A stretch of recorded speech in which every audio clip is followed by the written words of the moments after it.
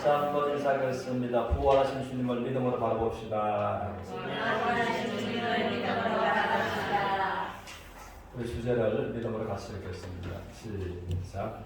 부활하신 주님을 찾으라. 라는 주제로서 함께 은혜를 나누고자 합니다. 본문도 믿음으로 갖도록 하겠습니다.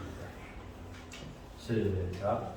그러므로 너희가 그리스도와 함께 다시 살리심을 받았으며 위의 것을 찾으라. 거기는 그리스도께서 하나님 우편에 앉아 계시느니라. 위의 것을 생각하고 땅의 것을 생각하지 말라. 아멘. 오늘은 부활절 예배를 드리고 또 지역마다 부활절 예납 예배를 드리고 있습니다. 그거 참 좋은 것입니다. 그러나 더 중요한 것은 에녹이 살아계신 하나님과 함께 동행함으로 하나님을 경험하고 하나님의 은혜와 하나님의 능력에 충만함을 경험했던 것처럼 우리가 부활에서 살아계신 우리 주님과 함께 동행하는 모두가 되시기를 주님 이름으로 축복합니다. 그래서 이사야서 5장 6절에서는 너희는 하나님을 만날 만한 때에 찾고 만나라 라고서 말씀하십니다. 우리가 살아가면서 또 때와 기한이 있는 것입니다. 그러면 하나님께서는 하나님을 만날 만한 때에 찾아와서 만나라. 또 잠언서 8장 17절에서는 그러므로 간절히 하나님을 찾는 자들이 하나님을 만난다 라고 말씀을 하십니다. 또 아모스 5장 4절에서는 하나님을 찾으라. 그러면 너희가 살리라. 평안하리라. 라고서 말씀을 하시는 겁니다. 그러면 우리는 이제 성경 안에서도 그렇고 성경 밖에서도 하나님을 찾고 하나님을 만남으로 인생의 놀라운 변화를 경험하는 사람들이 많다고 하는 것입니다. 그래서 이제 하나님을 찾아서 하나님을 만나게 되었을 때에 사망의 죽음의 환경에서 그것이 생명의 환경으로서 달라지는 겁니다. 또 하나님을 관계를 찾아서 하나님 만났을 때 절망의 환경이 희망의 환경으로 인생이 달라졌다고 하는 것입니다. 그럼 우리가 어떻게 하나님을 찾고 하나님을 만날 수 있는가라고 하는 것입니다. 그래 그래서 이제 본문은 2절에서 말하고 있기를 위의 것을 생각하라 하고서 말씀을 합니다. 또 1절에서는 위의 것을 찾으라 라고서 말씀하십니다.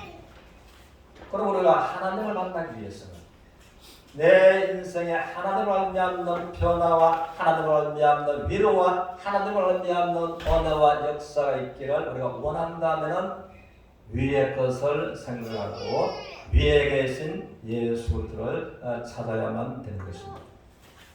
그래서 땅의 것을 생각하지 말고 위의 것을 생각하고 위의 것을 찾아라 라고 하시는 것은 위에 무엇이 있기에 죽은 자 가운데서 부활하신 예수 그리스도께서 하나님 보좌 우편에 앉아 계시는데요.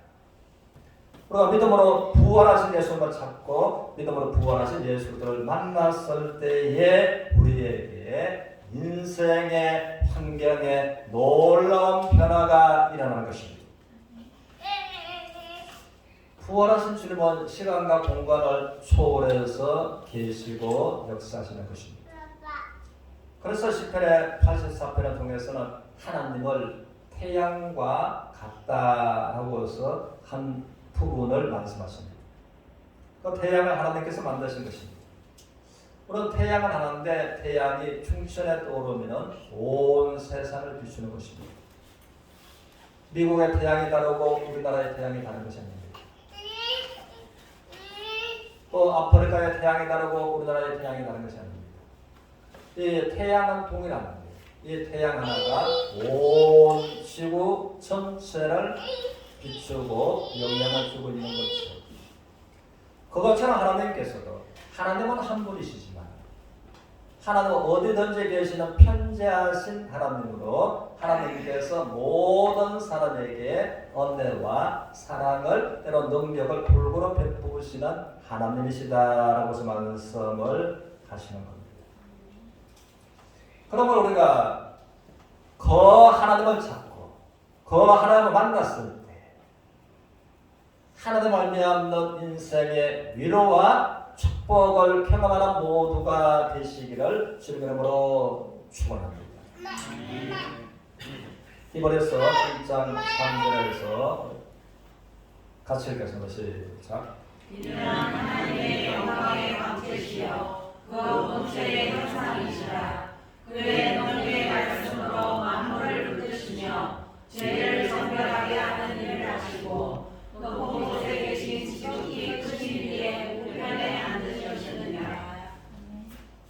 그러므로 예수 그리스도 안에서 이제 네 가지를 말씀하십니다. 예수 그리스도는 하나님의 영광의 광채시다. 하나님의 본체의 형상이시다. 두 번째는 그 능력의 말씀으로 만물을 붙들고 계십니다. 세 번째는 죄를 정결하게 하는 일을 하셨다. 그리고 죽은 자 가운데서 부활하셔서 성천하시고 높은 곳에 계신 지극히 크신 하나님의 보좌 우편에 앉으셨느니라 라고 말씀하십니다. 그래서 죄를 정결하게 하는 일을 하셨다. 예수님께서 이 땅에 오신 목적은 아들을 낳으리니 이름을 예수라. 이는 그가 자기 백성을 거듭난 죄에서 구원할 자이시니라. 이것이 이 땅에 오신 주님의 목적이라고 하는 것입니다. 그리고 십자가에서 이제 죽으시기 직전에 한마디 하신 말씀이 다 이루었다라고 하신 것입니다. 그것은 하나님의 영광의 광채고 하나님의 본체의 형상이신 예수 그리스도께서 이 땅에 오신 목적을 어떻게 해요? 다 이루셨다. 나 같은 죄인을 십자가에서 구원하시는 구원하기 위해서 오신 그 목적을 십자가에서 성취하셨다. 다 이루었다라고 하신 것입니다. 그러므로 우리가 십자가를 생각하고 믿음으로 십자가로 나갈 때에 나를 위해서 죽으신, 나를 위해서 구원하신 죽은 자 가운데서 또 그가 찔림은 나의 허물 때문에 찔렸고 그가 상함은 나의 죄악 때문에 상했다 하신 십자가의 상처를 가지고서 부활하신 예수 그리스도를 내가 십자가 가서 만남으로 구원받게 된다라고 하는 것입니다. 또 한 가지는 우리가 예수를 말미암아 구원받은 하나님의 자녀들이 되었습니다. 예배로 말미암아 솔로몬처럼 하나님을 만날 수 있다라는 것입니다. 솔로몬이 간절하게 하나님을 찾았고 또 기본 산당에서 예배로 말미암아 하나님을 만났을 때에 하나님을 말미암는 솔로몬의 인생에 놀라운 변화가 일어났습니다. 그런 물질에, 환경에, 건강에 아주 하나님을 말미암는 축복과 은혜로운 환경으로서 이제 변화가 되었던 것처럼 그러므로 우리가 참으로 구원받은 사람이에요. 솔로몬처럼 예배를 통해서 하나님을 만날 수 있고 하나님을 만나 주시기를 원하신다라고 하는 것입니다. 로마서 요한복음 4장 23절에서 같이 읽겠습니다. 시작. 아버지의 하나님에 대한 영광을 예배하리라 하니 곧 이때라. 아버지께서는 자기에게 예배하는 자들을 찾으시느니라. 그러면 하나님께서는 자기에게 이렇게 예배하는 자들을 어떻게 해요? 그것은 구약에서는 솔로몬이 참된 예배로 하나님을 만났던 거죠.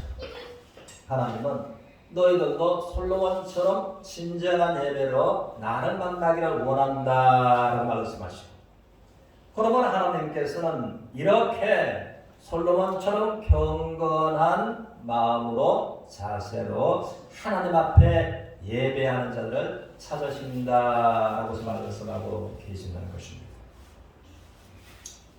그래서 이 예배는 또 로마서 12장 장 1절을 통해서는 그러므로 너희 몸을 하나님 기뻐하시는 영적인 산 제물로 드리라. 이는 너희가 드릴 영적인 예배다라는 말씀처럼 우리가 영적인 진정한 예배를 통해서 하나님을 만날 수 있는 것을 성경은 말해주고 있는 것입니다.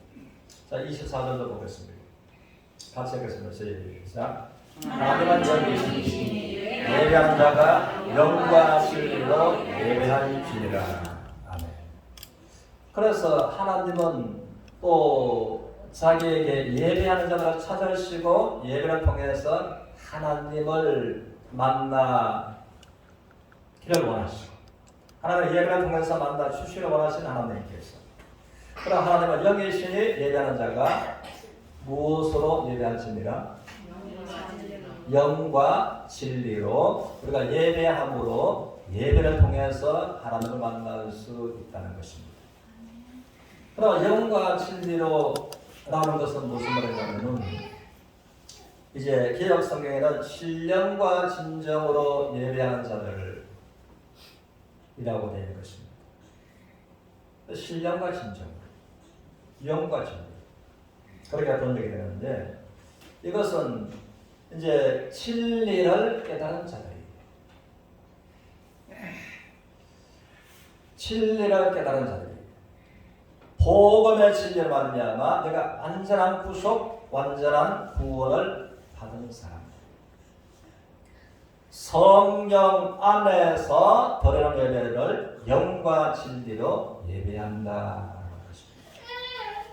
다시 한번 내가 이 진리를 깨닫고 난 다음에 성령 안에서 예배하는 것을 신령과 진정으로 예배한다라고 하는 것이었습니다.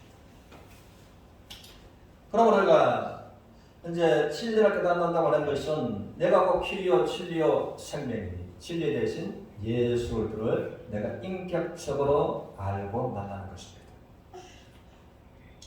그러나 이제 성령 안에서 나의 생각, 나의 감정, 나의 모습이 아니라 온전히 성령 안에서 드리는 예배가 이제 영과 진리로 예배된다는 것입니다.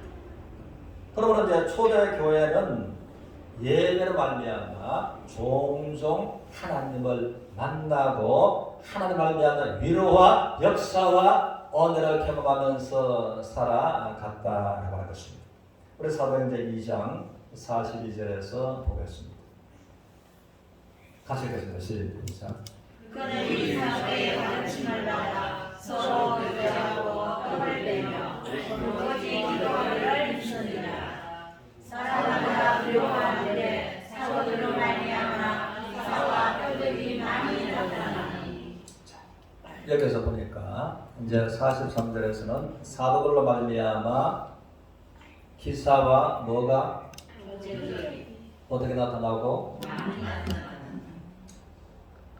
그래서 시간과 공간을 초월해서 역사하시는 우리 주 예수 그리스도께서 하나님 우편에 앉아 계시는 또 사도들은 이 땅에 있고 그런데 하나님이 함께 하심으로 기사와 표적이 예수 그리스도로 말미암아 많이 나타났다.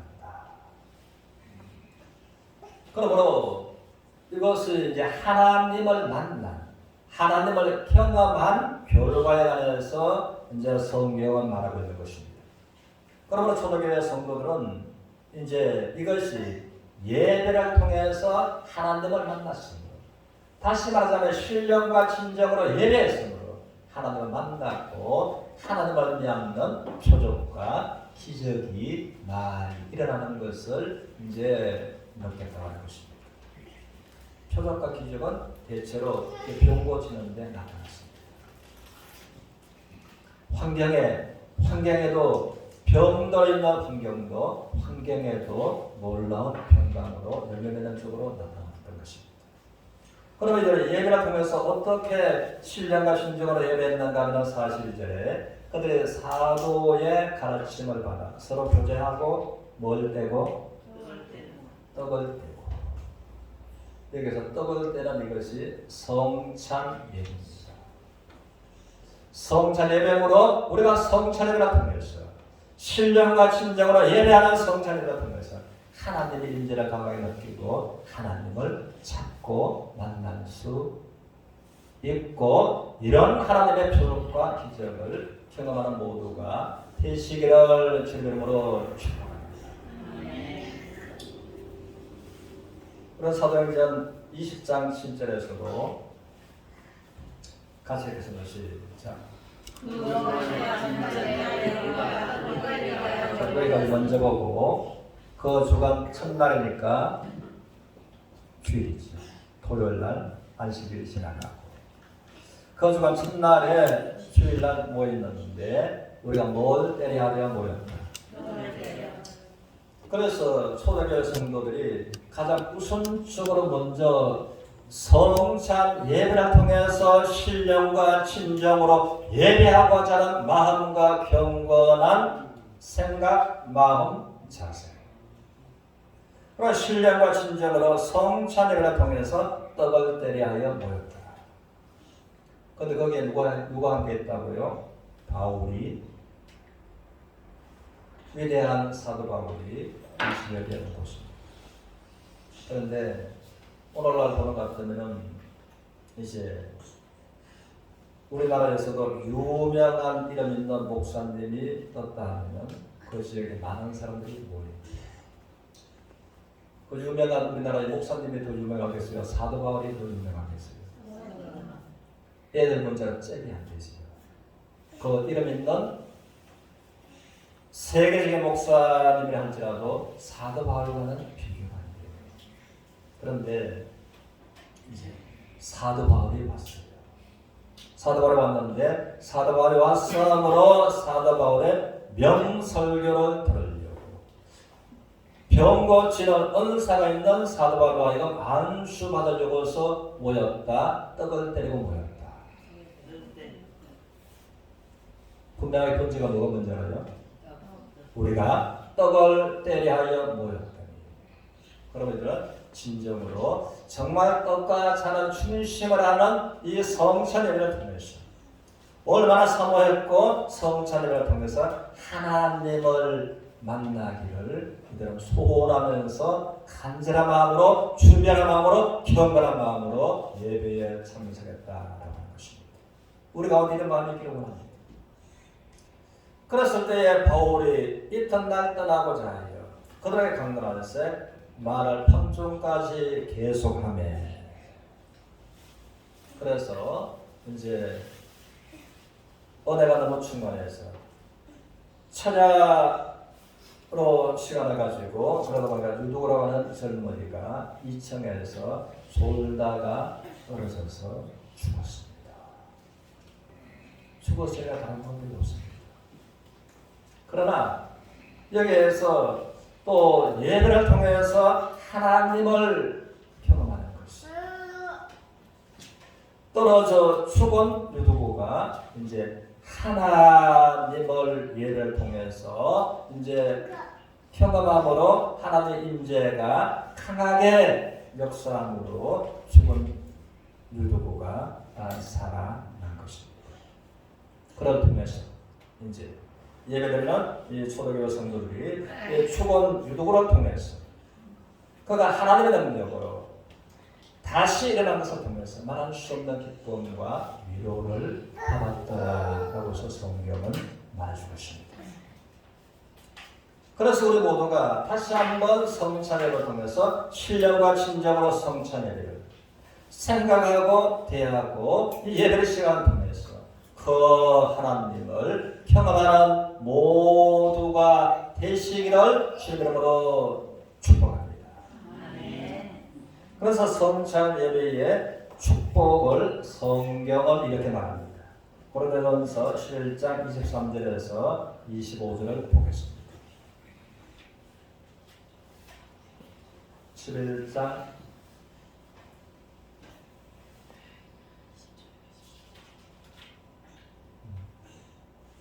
23절부터 보죠. 23절 보고 23절 같이 읽겠습니다. 시작. 내가 너희에게 전한 것은 주께 받은 것이니 곧 주의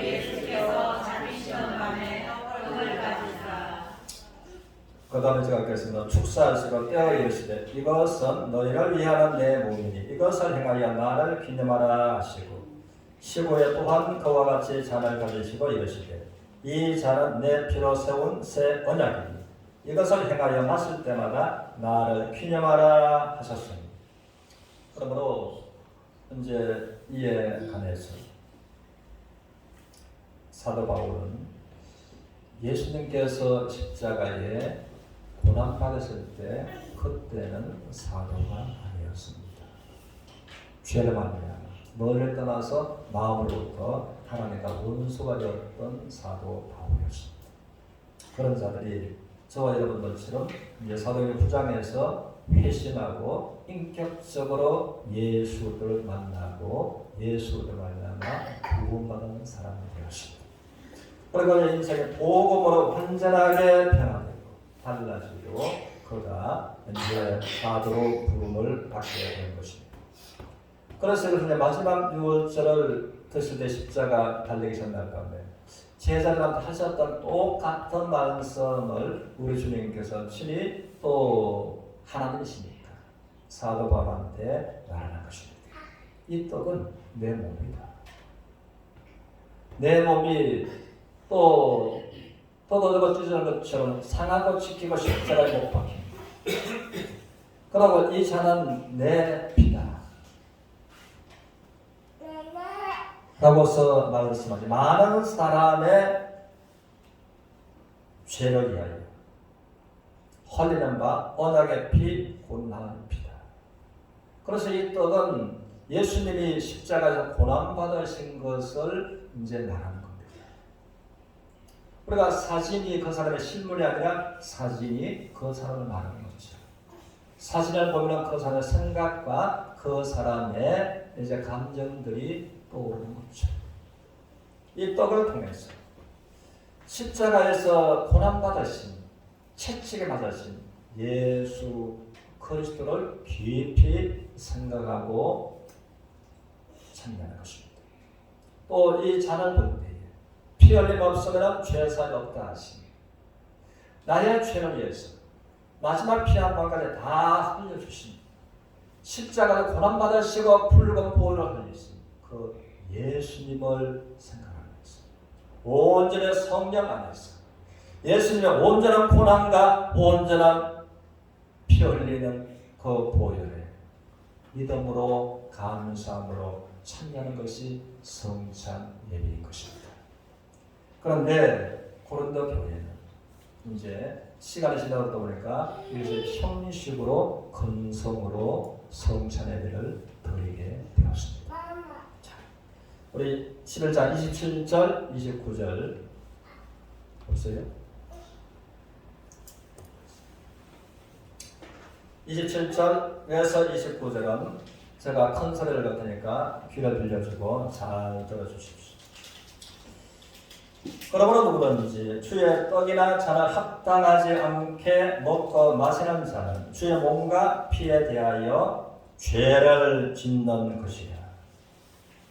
이거 나왔습니다. 같이 보겠습니다. 27절 시작.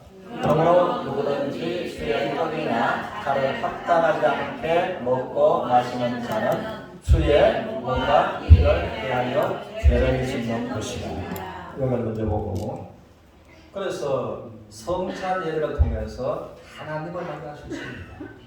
놀라운 특권입니다. 그런데 고린도 교회가 이제 가볍게 또 신령과 진정으로 예배하지 못했으므로 주의 떡과 주의 잔을 참여하는 성찬 예배들은 그러기에 합당치 않는 생각과 행동과 생활을 했다. 그러면서 떡과 잔에 참여함으로 주님의 몸과 피에 대하여 죄를 짓게 되었다. 축복이 저주로 바뀌는 것입니다. 그래서 오늘날 성찬 예배를 많이 드리지만 교회에서 이에 대해서 분명하게 먼저 내가 7절 깨달아야 돼요. 그 다음에 7절 깨달았다 할지라도 구원받았다 할지라도 성령 안에서 생각과 마음과 행동과 삶이 그리고 나와서 합당하게 예배를 드려야만 되는 것입니다. 그렇지 않으면 이제 주의 몸과 피에 대하여 죄를 짓는 것이다. 28절 같이 읽겠습니다. 시작. 사람이 자기를 살피고 거기에야 이 떡을 먹고 이 잔을 마시지. 여기까지 먼저 보고, 그래서 이 성찬에 대해서 떡과 잔을 대하게 됩니다. 내가 이것은 구원받은 사람을 전제해서 말하는 것입니다. 내가 구원받은 것입니다. 나의 마음과 생각과 나의 삶을 살펴보고, 그래서 사람이 자기를 먼저 살피고, 그러니까 떡과 잔을 떼기에 합당하지. 내가 경건한 하나님 앞에, 내가 현재의 성령 안에서 내가 하나님 앞에 성찬을 뗄 수 있는지 살피고, 그 후에야 이 떡을 먹고 이 잔을 마실지라. 그렇지 않으면 고린도 교회처럼 이 축복이 이제 축복 아닌 쪽으로 바꿔질 수도 있다는 것입니다. 29절 같이 했습니다. 시작. 주의 몸을 분별하지 못하고 먹고 마시는 자는 자기의 죄를 먹고 마시는 것이니라. 그래서 다시 한번 주의 몸을 분별하지 못하고 떡을 떼고 잔을 마시는 자는 무엇을 먹고 무엇을 마시는 것이다. 자기의 죄를 먹고 죄를 마시는 것이다. 그래서 성찬을 결코 가볍게 대해서는 안 되는 것이다. 그래서 이에 관해서 그 30절 그 안에 들었나요?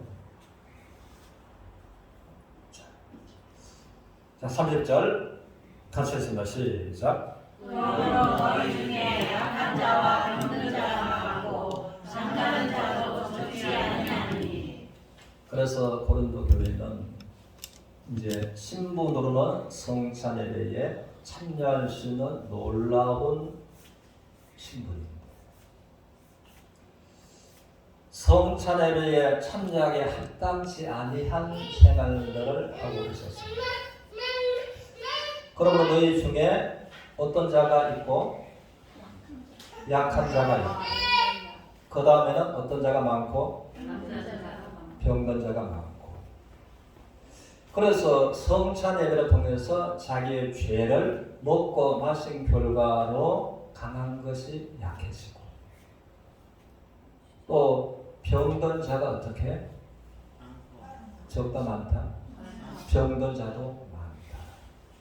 그러면은 그 다음에 보니까 잠자는 자도 어떻게? 잠자는 자는 죽은 자를 말합니다. 죽어서 부활되를 기다립니다. 그래서 성찬 예배가 말할 수 없는 축복과 은혜가 넘쳐야 되고 하나님을 만나는 귀한 시간이 되어야 됩니다. 합당치 않았으므로 자기의 죄를 먹고 마시는 주의 몸과 피를 범하는 사람이 되었습니다. 그 사람이 약하게 된 자가 또 성찬 예배에 합당치 않았으므로 병드는 자가 많고 죽는 자도 죽은 자도 적지 아니했다. 자, 그러면 이제 고린도 교회는 성찬에 합당치 않게 그들의 생활하고 참여했으므로 그러했고, 그러면 진정으로 성찬 예배에 합당한 자들로서 합당하게 우리가 참여하게 될 때에, 그러면 약한 것이 강해진다, 안 강해진다? 병든 자가 회복이 된다, 안 된다? 죽음 앞에 간 자도 그렇잖아요. 그래서 우리가 생각하고 다시 한번 우리가 성찬 예배를 연례 행사처럼 가볍게 생각하지 말고 정말 성찬 예배를 통해서 내가 주의 몸에 내가 참여하라, 십자가의 보혈에 내가 참여하라. 우리의 그리고 내가 어쩌면 교회 오게까지 혹 내가 불의가 있고 죄가 있고 불경건한 것이 있었다면 하나님 앞에 진심으로 하나님 앞에 나와 하나님과 가로막혀 있는 허물의 문제, 죄의 문제가 해결되게 진정으로 회개하는, 것이 필요한 것입니다. 그렇게 하고 그래도 마음에 꺼리낌이 있고 죄와 허물 때문에 꺼리낌이 있으면은 이제 다음으로 이제 또 참여하고 넘어가는 것이 자기의 죄와 자기의 죄를 먹고 마시지 않는 것입니다. 그리고 한 가지 또한 우리가 또 이것은 이제 구원받고 세례로 순종한 자들이 이제 참여를 합니다. 이제 또 구원 문제, 세례 문제가 아직 해결 안 되신 분들은 우리가 앞으로는 이제 한 달에 한 번을 코로나 때문에 못했지만 성찰을 생각합니다. 정말 그리고 모두 합당하게 준비하고 또 은혜에 참여하고 은혜야 하나님을 그러므로 위에 계신 하나님을 찾고 그 하나님을 만나는 모두가 되시기를 주님의 이름으로 축원합니다. 아멘. 우리 기도하겠습니다.